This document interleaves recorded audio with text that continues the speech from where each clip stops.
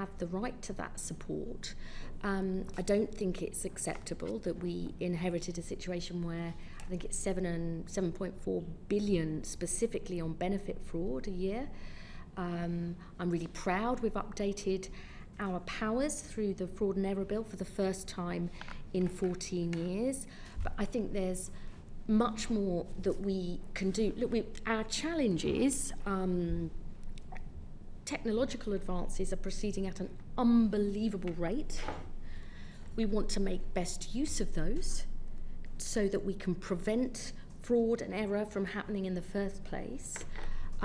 We do have a lot of brilliant staff working on that, but there's more that we could do automatically. But we have to have the right framework, accountability and governance in place. But that is a challenge for the government as a whole. We're actually working very closely with Peter Kyle and DCIT to make sure that we use the opportunities but deal with the problems. And people want to have confidence. You know, I see two things. I see organised criminals getting away with huge scams on the benefit system, and I see the problems we've had on carers allowance with overpayments and people with that being chased. So I'm really pleased that we've now got funding for automatic alerts to go direct to carers to say, you've actually gone over where you should be, have a look at the system, you know, because they're busy, caring, working. You know, we have to use all the technologies we can to make sure those errors don't happen up front.